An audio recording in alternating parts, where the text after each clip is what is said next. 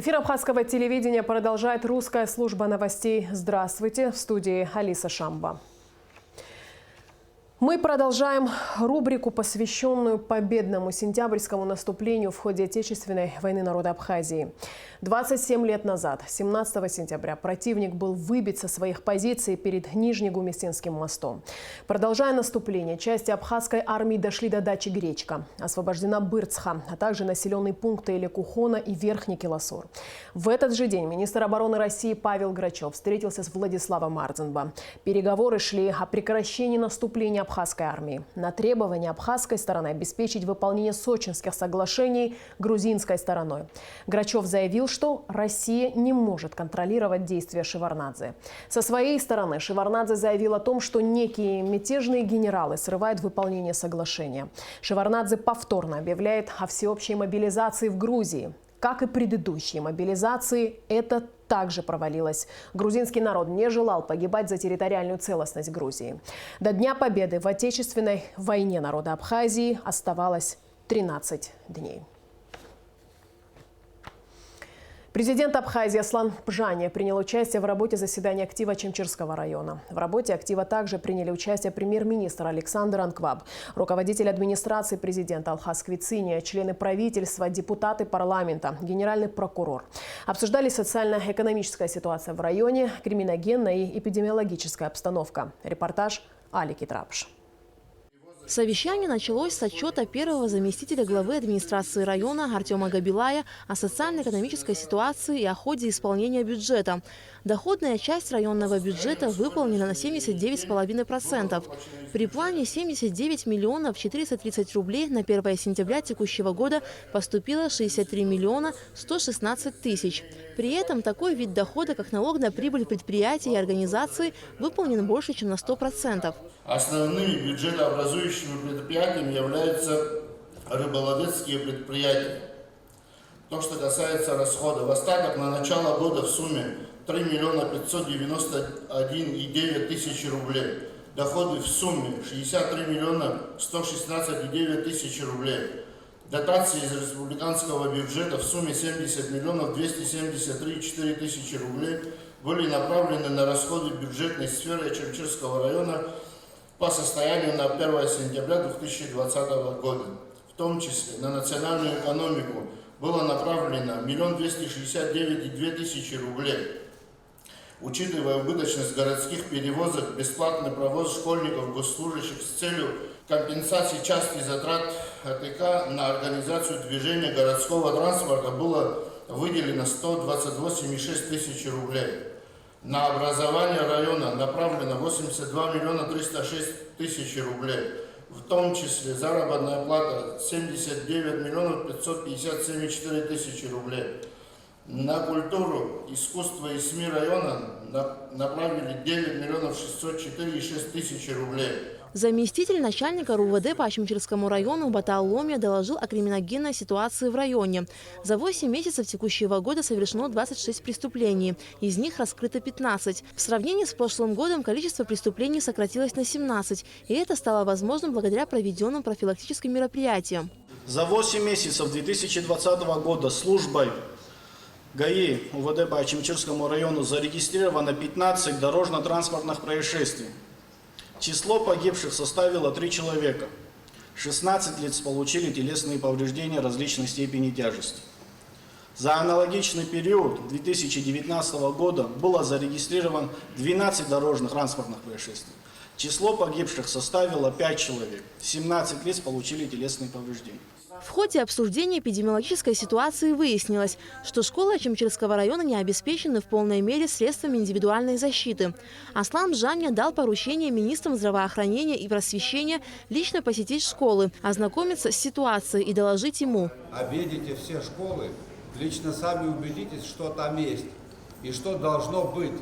И из этого будем исходить. Для начала дайте правдивую информацию. Хотя бы так. Договорились, товарищи министры? Завтра в 19:00 обстановку докладывайте мне. Есть представитель СГБ здесь, в зале? Есть.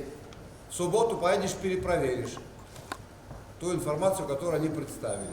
И если она не будет соответствовать действительности, в понедельник будем делать оргвыводы. Я не шучу. И одно и то же говорить не собираюсь несколько раз. Имейте в виду, все на старте, товарищи чиновники, кто будет врать и дезинформировать. Хотя бы правду, чтобы мы знали, для начала. Ехалымша, ехалшадзом, ехалшадзом хафяхот, ехалымшоза. Вводить в заблуждение не надо. В ходе совещания Аслан Бжания сообщил, что в каждом районе республики будут проводиться подобные встречи, чтобы иметь объективную информацию в условиях кризиса. Президент также отметил возможность усугубления экономического кризиса. В этих условиях правительство предпринимает определенные антикризисные меры. Председатель городского собрания районного выступал и говорил, какие меры в пожарном порядке, в срочном порядке мы должны предпринять, чтобы как-то помочь сельчанам. Мы должны в ближайшие 2 недели предпринять меры, направленные на то, чтобы перевалка цитрусовых через государственную границу, стоимость этой услуги сократилась существенным образом. В прошлом году это было около 12-13 рублей. Сегодня это должно быть существенное сокращение. На этом этапе, как пакет антикризисных мер, правительство будет заниматься решением этих вопросов. И ситуация будет оптимальным образом реализована. Я вам это гарантирую должностями, которые занимают высокие руководители в экономическом блоке. Они за это будут отвечать своими должностями. На встрече жители задавали вопросы президенту и членам правительства. По поводу перспектив комплексного плана, согласно социально-экономическому развитию страны, будет ли он и включен ли наш район и город, район в целом и город в частности в этот комплексный план? И какие проекты мы можем ожидать в 2021 году? Еще хотелось бы добавить через запятую, что немаловажный проект для нас, для ачамчирцев, представляет, я думаю, что для всех жителей страны, особенно в Восточной Абхазии, освещение нашей республиканской трассы, в частности от Кадора и соответственно, до нашего района, до конца нашего района. По предусмотренным мероприятиям в рамках инвестиционной программы содействия социально-экономическому развитию на ближайшие 3 года действительно предусмотрено небольшое количество, но тем не менее ряд мероприятий по Ачамчирскому району. В том числе ремонт автодороги в селе Мук, ремонт автодороги в селе Маркула, небольшое количество ремонта автодорог в городе Ачамчира и освещение республиканской трассы, соответственно, на участке Сухум-Ачамчира. Это мероприятие 2021 года. Также планируется строительство водозабора в селе Мол. Это тот комплекс мероприятий, который уже предусмотрен программой. В ходе совещания с активом Ачамчирского района также обсуждались проблемы сельского хозяйства, обеспечения электроэнергии и другие вопросы. Алика Трапш, Ильдар Дамиров, Михаил Братухин, Абхазское телевидение. Расширенный репортаж со встречи руководства республики с активом Ачамчирского района смотрите в нашей программе 18 сентября. 16 сентября президент Абхазии проинспектировал объекты, восстанавливаемые в рамках российской инвестпрограммы в городе Гагра. Аслан Бжания ознакомился с ходом ремонтных работ в парке Принца Альденбургского, осмотрел колоннаду и набережную.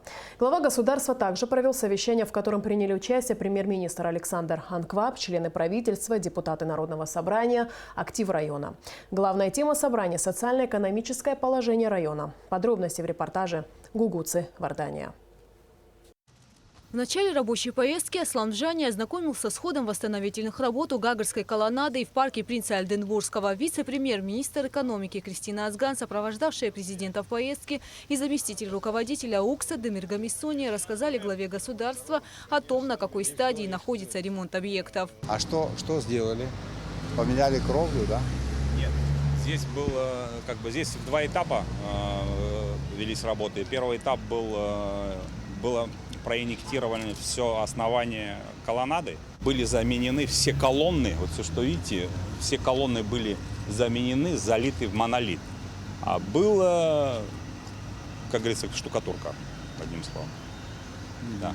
Большой слой штукатурки, и со временем она начала разваливаться с течением и времени, и всего этого. И было решение принято полностью отбить все и заново залить монолитом Ну, естественно, Заново были возведены колонны, залиты. Залиты заново. ну то есть Монолитные. Укреплены, заново. залиты. Ну да, да. Старые колонны Старые были были все отбито, демонтированы, отбиты основания. несущие Структура конструкции Да, остались. остались, да, То есть усилились. это капремонт и Да, усиление совершенно колонн, верно, а не совершенно полная их замена. Нет, да? нет, не полную. Полную замену, как бы, полная их замена была трех колонн, а остальные не нуждались в этом.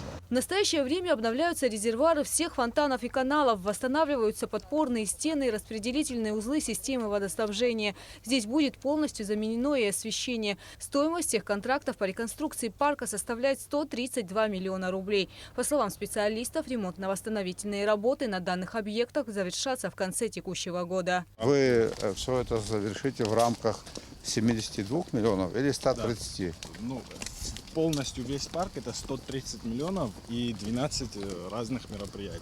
12 разных что мероприятий в касается рамках 130 благоустройства, миллионов. да. Мы вписываемся в эти деньги. Да. 12 мероприятий будут реализованы? А из 12 8 уже реализовано в полном объеме, сданы в эксплуатацию. Так. Остались 4 мероприятия. Затем в стенах Гагарской районной администрации состоялась встреча президента с активом района. В совещании приняли участие премьер-министр Александр Анкваб, члены правительства и депутаты Народного собрания. Отчет о работе за 5 месяцев представил исполняющий обязанности главы администрации Гагарского района Юрий Хагуш. По его словам, в последние годы в социально-экономическом развитии района наблюдается отрицательная динамика.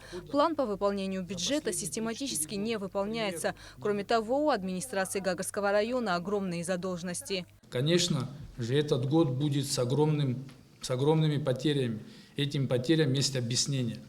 Но как объяснить неисполнение местного бюджета по доходам за последние 3-4 года? К примеру, невыполнение местного бюджета по доходам в 2017 году составило 122 миллиона рублей. В 2018 году 84 миллиона рублей. В 2019 году 42 миллиона рублей. Хочу подчеркнуть, пандемии в те года не были. Сумма задолженности непосредственно администрация Гагаринского района должна селам, городу Пицунды, районному отделу образования, Мадина Аликовна, что вы сейчас озвучивали, телевидению, газеты «Гагаринский вестник»,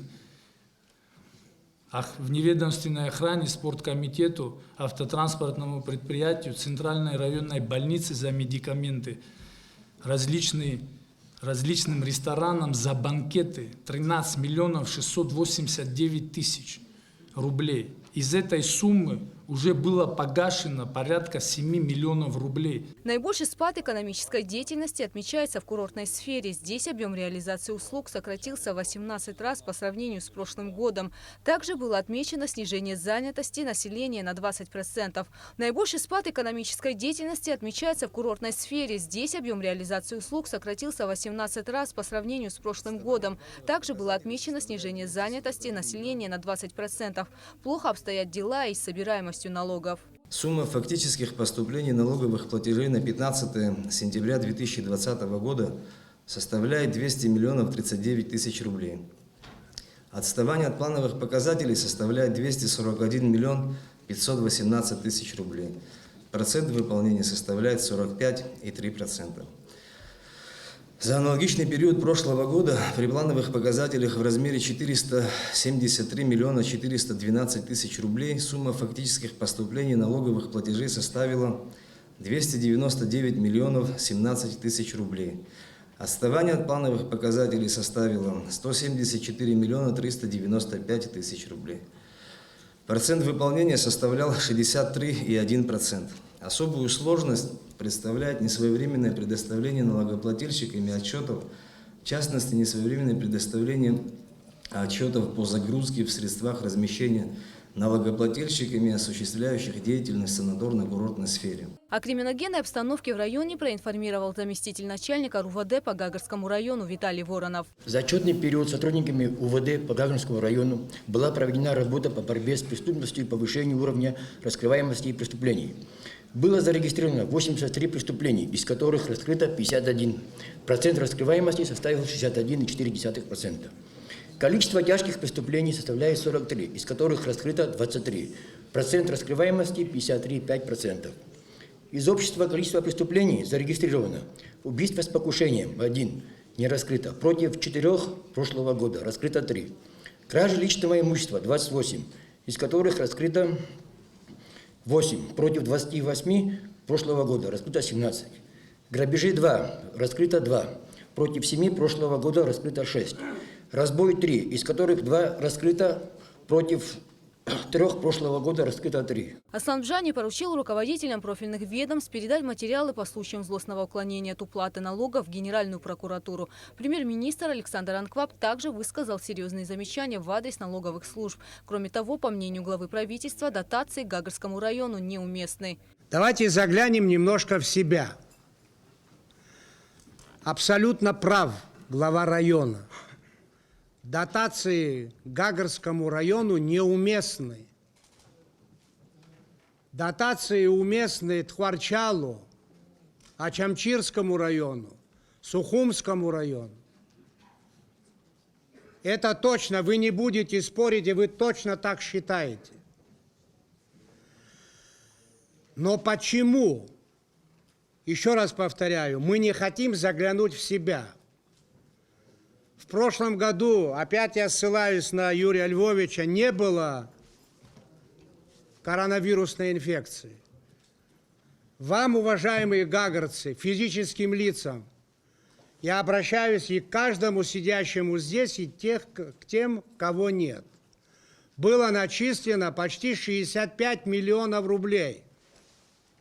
Эти деньги надо было заплатить за лампочку Ильича. Мы с вами заплатили примерно 28-27,5%. Кто будет платить остальное? Повторяю, не было коронавируса. Сейчас показатели еще хуже. Можем сослаться на коронавирус. Почему систематически Гагарский район не выполняет, пользуясь советскими терминами, планы по налогам и сборам? Если не будет изменений, в ближайшее время придется менять руководителей структур. В первую очередь это коснется налоговиков, отметил президент в завершении встречи. Глава государства также подчеркнул, что не следует постоянно рассчитывать на масштабную безвозмездную финансовую помощь. Нужно подумать о том, как самим зарабатывать деньги. Люди хотят справедливости. И люди хотят, чтобы те, кто злоупотребляет государственными деньгами, были справедливо наказаны. Мы в этом вопросе буксуем. Я слышал такое мнение со стороны некоторых руководителей правоохранительных органов о том, что им не дают работать. Такое бытовало. Работайте, ребята. Все будут вам аплодировать и ждать ваших результатов. Работайте, вперед! В завершении встречи у ее участников была возможность задать главе государства интересующие их вопросы. Сколько инвесторов иностранных вошли в нашу страну? Плохо я себе представляю картину, когда инвестор в этих условиях мог бы приехать в Абхазию. Инвестор в более благоприятных условиях не приезжал. Но с 1 августа по настоящее время к нам заехало около 400 тысяч инвесторов. Кто-то на один день оставил 1000 рублей, кто-то на 10 дней оставил 10 тысяч рублей. Пока мы дело имеем с такими инвесторами. А в отношении крупных инвесторов придется работать. И не один день, а целенаправленно. И такая задача перед правительством стоит, и эти решения будут приняты. Конечно же, предварительно все это согласовав в известном объеме с нашей общественностью. Гугуса Вардани, Алексей Гухава, Алексей Баструков, Абхазское телевидение. Расширение репортажа рабочей поездки главы государства в Гагру смотрите в нашей программе после выпуска Амшекшара. Премьер-министр Александр Анкваб встретился с представителями Министерства труда Российской Федерации и Пенсионного фонда России, сообщает пресс-служба правительства. На встрече речь шла о совершенствовании механизмов сотрудничества сторон в вопросах обеспечения пенсиями граждан России, проживающих в Абхазии. Кроме того, обсуждались вопросы возможности увеличения предельного значения российских пенсий в Абхазии и доплат к ним. Стороны также обсудили перспективы внедрения в республике системы персонифицированного учета сведений. Участники совещания затронули затронули проблему возврата незаконно полученных пенсий после смерти умершего пенсионера. По данным отделения Пенсионного фонда России в Абхазии, общее количество граждан, незаконно получивших средства фонда, составляет свыше 700 человек. Общая сумма возмещения переплат, необходимая к возврату в бюджет России, на сегодня составляет 16 миллионов 600 тысяч рублей. Абхазская сторона заверила коллег в том, что серьезно относится к этой проблеме и будет способствовать возврату средств. В завершении встречи были обсуждены некоторые технические вопросы работы Пенсионного фонда России в Абхазии, консультационных пунктов фонда в городах и районах республики. За прошедшие сутки тестирование на коронавирусную инфекцию проведено у 93 граждан. Диагноз COVID-19 подтвержден у 26 из них. На данный момент в Гудаутской ЦРБ находится 73 человека. Из них 72 подтвержденных на COVID-19. В тяжелом состоянии 7 человек. Средней степени тяжести 19 пациентов. Выписано 8 человек. Амбулаторно на самоизоляции выздоровели 20 человек. Общее число выявленных заболевших коронавирусом в Абхазии на сегодняшний день составляет 782. Из них 226 пациентов выздоровели, 7 летальных случаев. Оперативный штаб по защите населения от коронавирусной инфекции призывает граждан Абхазии соблюдать все необходимые меры предосторожности, чтобы избежать заражения. Какова ситуация с распространением коронавирусной инфекции среди граждан Абхазии? Кого отправляют на самоизоляцию? Каков протокол лечения граждан, инфицированных коронавирусом? На актуальные вопросы отвечает главный терапевт республики Анжела Арчелия. Ситуация у нас какая? То есть у нас идет прогресс заболеваемости, рост числа заболеваемых, болеющих людей. И это естественное течение того, что происходит вообще в мире и в природе у нас. Что касается пациентов, есть легкое течение заболевания, средней степени тяжести, тяжелое. Но в самом начале заболевания очень трудно распознать, как поведет себя данная ситуация, как заболевание себя поведет. Поэтому с учетом того, что у нас один госпиталь занимается тяжелыми формами, средней степени тяжести формами заболевания, мы должны дифференцировать, может ли пациент лечиться на дому, наблюдаться какое-то время, или он нуждается в срочной госпитализации в Гудаутский центр по борьбе с ковид. Что касается того, как мы ведем. Это новая коронавирусная инфекция, с которой ранее никто не сталкивался, поэтому протоколы все время меняются. Мы придерживаемся протоколов российских и придерживаемся ВОЗовских протоколов, ВОЗовских рекомендаций. Мы пытаемся помочь пациентам максимально и в короткие сроки, потому что заболевание, если идет тяжело, то состояние пациентов молниеносно ухудшается. Поэтому, если самое грозное осложнение этого заболевания, это всем известный цитокиновый шторм, который развивается на 5-6 день заболевания, и есть бактериальная пневмония, которая развивается уже после 8-9 суток. Пациенты, находящиеся на дому, по всем рекомендациям лечатся симптоматически. То есть нет противовирусного препарата, который доказан эффективен при коронавирусной инфекции. Что мы делаем чаще всего? Мы назначаем препараты типа орбидола и азитромицина, так как чаще всего бывает коинфекция, не просто один ковид пришел, но пришел с какой-то другой респираторной вирусной инфекцией. Что касается самой ковидной инфекции, то это заболевание, которое прежде всего воздействует на свертывающую систему крови, то есть вызывает тяжелую коагулопатию и развивается тромбозы, тромбоэмболия, от чего чаще всего пациенты погибают, не получающие терапию. Поэтому, если пациент выявлен, то с ним связывается сначала из лаборатории, сообщают его результат, и пациент передается на курацию участковому терапевту по месту жительства.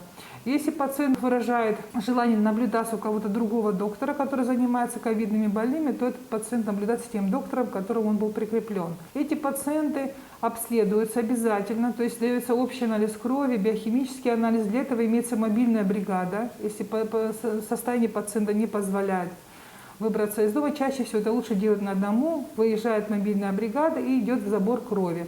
Мы контролируем пациентов и прокальцитонин, и дедимер. Дедимер – это показатель того, насколько высок риск тромбоза, тромбоэмболии.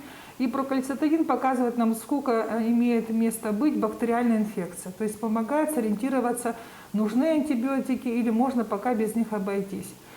Поэтому пациентов, тех, кто ведут на дому, участковые терапевты, мы неоднократно проводили тренинги, и мы всегда на связи с этими врачами, поэтому это все контролируемая ситуация. При появлении у пациентов неконтролируемой гипертермии или одышки, то пациент сразу эвакуируется в госпиталь. Для этого существует мобильная бригада специальная, скорая помощь, с которой можно связаться по горячей линии или через своего лечащего врача, и пациент транспортируется в Гудаутский госпиталь. В МИДе Абхазии состоялась встреча с сопредседателями международных женевских дискуссий от ООН, ЕС и ОБСЕ. На встрече обсуждалась подготовка к очередному 51-му раунду дискуссий, посвященному безопасности и стабильности в Закавказье. Все подробности в репортаже наших корреспондентов. Приветствуя делегацию сопредседателей женевских дискуссий, замминистра иностранных дел Ираклий Тужба в очередной раз отметил, что наиболее важной проблемой для абхазской стороны остается согласование документа о международных гарантиях неприменения силы.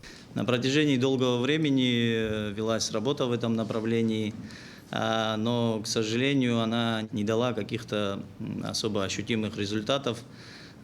Происходит это, по нашему мнению, в результате крайне неконструктивной позиции грузинской стороны. Тем не менее, мы намерены продолжить работу в этом направлении. В этой связи абхазская сторона планирует сформулировать совершенно новое видение. Мы готовы предложить вашему вниманию наши предложения в ближайшей перспективе. Пока я вам об этом сообщаю устно, но мы готовы изложить свое видение в документальном виде и предложим его вашему вниманию. При этом Ираклий Тужба обратил особое внимание на продолжающийся процесс милитаризации Грузии, в частности, военные учения в формате Грузия-НАТО. В этих военных маневрах, которые принимают такой регулярный характер, они проводятся ежегодно, в них задействуется все большее количество военнослужащих из разных стран, задействуется тяжелая техника, авиация, военно-морские силы. И все это происходит в непосредственной близости от наших границ. Естественно, эта ситуация не может не вызывать нашего беспокойства, о чем мы неоднократно заявляем в своих выступлениях. Специальный представитель Евросоюза по вопросам Южного Кавказа Тойво Клар подчеркнул значимость очередного раунда переговоров в Женеве. Действительно, мы очень давно здесь не были, и отрадно сюда вновь приехать и непосредственно лично вас увидеть и обсудить все подготовительные вопросы. В этом году еще не было у нас раунда, и действительно очень многое произошло с последней нашей встречи в декабре. И, соответственно, будет очень важно обсудить все произошедшие события и происходящие процессы на новом раунде. Представитель ООН Айше Султан-Оглу выразила надежду на то, что в Женеве состоится конструктивное обсуждение вопросов повестки дня. Отдельная благодарность вам за то, что была проявлена готовность к очень хорошему, качественному сотрудничеству за время пандемии по вопросам, касающимся здравоохранения, то есть имеется в виду все это взаимодействие с международными организациями, которое имело место на протяжении этих месяцев, в частности, касающихся оказания поддержки с их стороны по вопросам проведения тренингов, предоставления медоборудования. И вы уже обозначили свои приоритеты и высказали ожидания в отношении предстоящего раунда. И я рассчитываю, что вот в течение этого часа, который мы будем здесь сегодня проводить, мы все эти моменты можем обсудить дополнительно. Международные женевские дискуссии проводятся с 2008 года и являются единственной площадкой для диалога представителей Абхазии и Южной Осетии с Грузией. Очередной раунд дискуссий состоится 6-7 октября. Эсма Голандзе, Тамас Чиковани, Абхазское телевидение. Центральная избирательная комиссия в соответствии со статьей 35 Конституционного закона о выборах депутатов Народного собрания парламента Республики Абхазия и на основании протокола окружной избирательной комиссии, поступившего в ЦИК, зарегистрировала избранного 13 сентября 2020 года по Бзыбскому избирательному округу номер 10 депутата парламента Тимура Бея. 18 сентября в Абхазском государственном драмтеатре имени Самсона Чамба будет показан спектакль «Дом Бернарде Альбы» по произведению Федерико Гарсия Лорка в постановке режиссера Мадины Аргон. Начало спектакля в 19 часов. Премьера спектакля успешно прошла в апреле 2017 года, о чем свидетельствуют многочисленные отзывы благодарных поклонников. На фестивале «Кавказский меловой круг» постановка была признана одной из лучших и получила премию за лучшую сценографию. А в конце выпуска традиционно о погоде. По сообщению Гидрометцентра, в Абхазии ожидается облачная с прояснениями погода. Ночью и днем преимущественно без осадков. Вечером дождь, возможно гроза. Температура воздуха ночью плюс 17-22, днем 24-29 тепла. Температура морской воды плюс 26.